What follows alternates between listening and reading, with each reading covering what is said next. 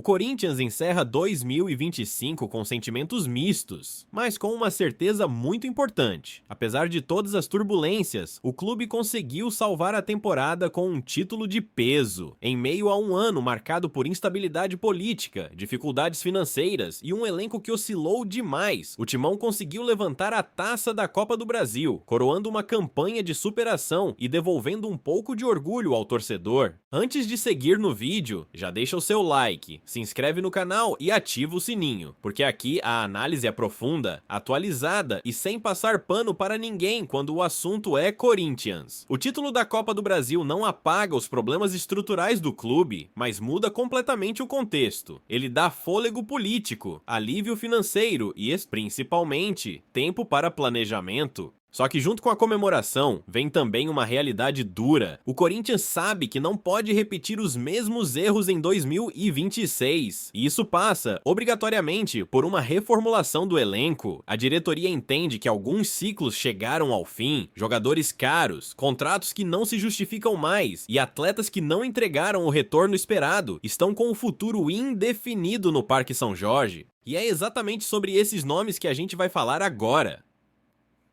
O primeiro deles é Fagner. Talvez muita gente nem associe mais o Fagner ao Corinthians neste momento, mas a verdade é que ele ainda pertence ao clube. Em 2025, o lateral direito passou a temporada emprestado ao Cruzeiro, em uma tentativa de aliviar a folha salarial e buscar mais minutos em campo. Esse empréstimo se encerra agora no fim do ano, e tudo indica que o Cruzeiro não vai exercer a opção de compra. Os motivos são claros e objetivos. Fagner tem 36 anos, possui um custo elevado e teve participação bastante limitada ao longo da temporada. Foram apenas 17 jogos disputados, sem gols marcados e com apenas uma assistência. Além disso, o lateral sofreu uma fratura na fíbula, que o afastou dos gramados por um período considerável. Isso comprometeu ainda mais sua sequência e fez com que ele perdesse espaço de vez no time mineiro. Com esse cenário, o retorno de Fagner ao Corinthians acontece apenas no papel, de acordo com informações do portal GE. A diretoria não trabalha com a possibilidade de reintegrá-lo ao elenco principal, mesmo sendo um jogador histórico, não multicampeão e um dos símbolos de uma era vencedora. O entendimento interno é de que o clube precisa virar a páginas. Hoje, o Corinthians tem Mateuzinho consolidado na lateral direita e avalia que manter Fagner significaria um custo alto para um retorno técnico que já não compensa. A ideia é buscar um novo destino para o jogador assim que ele retornar do empréstimo. Essa decisão representa mais do que uma simples saída, ela simboliza o encerramento definitivo de um ciclo. O Corinthians entende que a reconstrução passa por decisões difíceis, inclusive envolvendo ídolos, e que olhar para a frente é uma necessidade, não uma opção. E esse é apenas o primeiro nome de uma lista que ainda traz atacantes caros, jogadores que não se firmaram e decisões estratégicas importantes para o futuro do clube. Outro nome que aparece com força nos bastidores como provável saída é Pedro Raul. O atacante viveu em 2025 uma situação parecida com a de Fagner no aspecto contratual. Ele passou a temporada emprestado ao Ceará em busca de sequência e de um ambiente com menos pressão do que encontrou no Corinthians. E é preciso ser justo. Individualmente, Pedro Raul teve números razoáveis. Pelo Ceará, voltou a marcar gols, ganhou confiança e conseguiu uma minutagem maior. Ao todo, foram 17 gols marcados e 2 assistências em 45 jogos. O problema é que o contexto coletivo pesou, e muito. O Ceará acabou rebaixado, o que automaticamente inviabilizou qualquer possibilidade de exercer a opção de compra prevista em contrato. Com isso, Pedro Raul retorna ao Corinthians ao fim da temporada, mas apenas de forma protocolar. Internamente, a diretoria já definiu que não pretende reintegrá-lo ao elenco para 2026.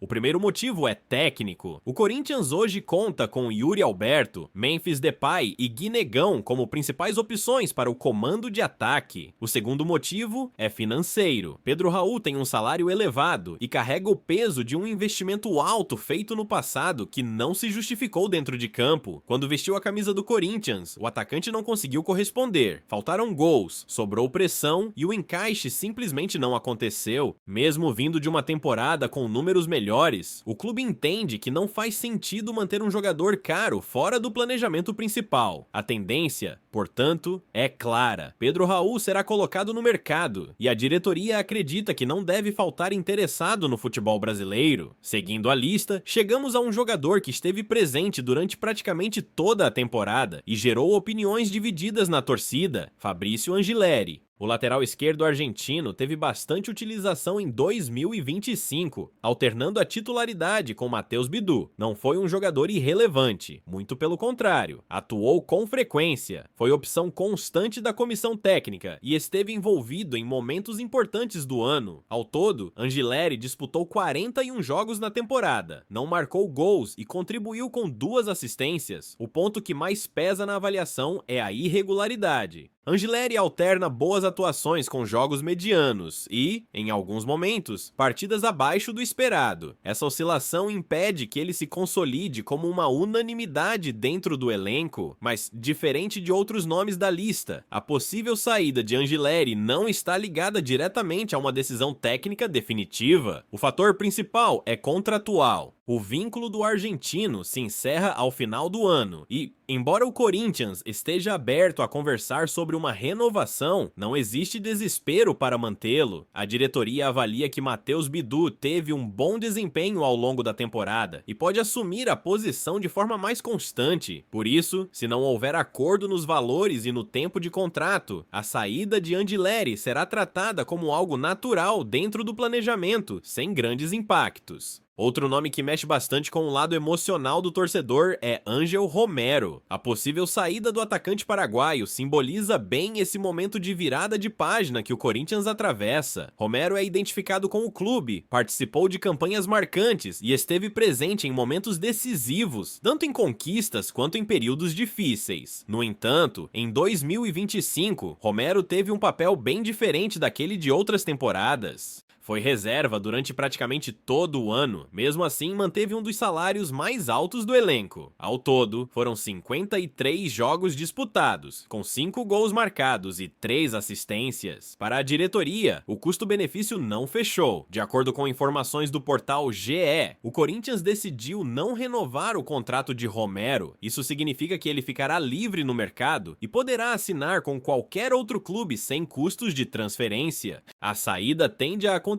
de forma respeitosa. Romero nunca foi um jogador de grande refinamento técnico, mas sempre compensou com entrega, dedicação e identificação com a camisa. Ainda assim, o clube entende que manter um jogador caro, com papel secundário no elenco, não faz sentido dentro do atual contexto financeiro. E para fechar essa lista, chegamos a Thales Magno. O atacante chegou ao Corinthians cercado de expectativa, especialmente pelo que apresentou no início da temporada. Durante o Campeonato Paulista, Thales Magno viveu um bom momento, marcou gols importantes e deu a impressão de que poderia se tornar uma peça relevante ao longo do ano, mas essa expectativa não se sustentou. Com o passar dos meses, o rendimento caiu, a confiança diminuiu e o jogador passou a ter cada vez menos protagonismo.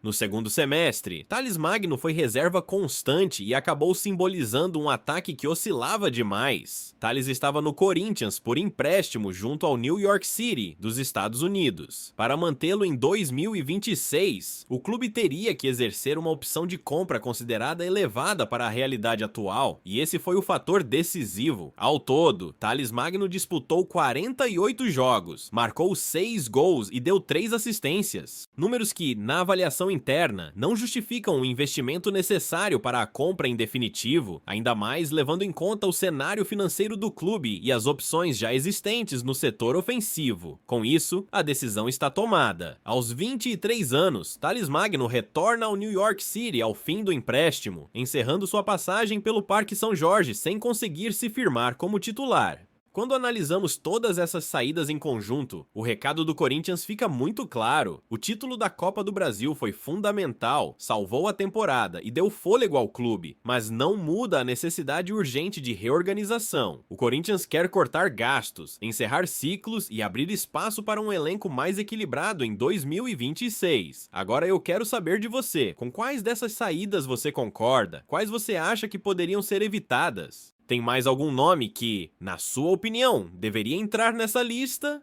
Deixa o seu comentário, porque esse debate é fundamental. Se gostou do vídeo, deixa o like, se inscreve no canal e compartilha com outros corintianos. A gente se encontra no próximo conteúdo. Tamo junto!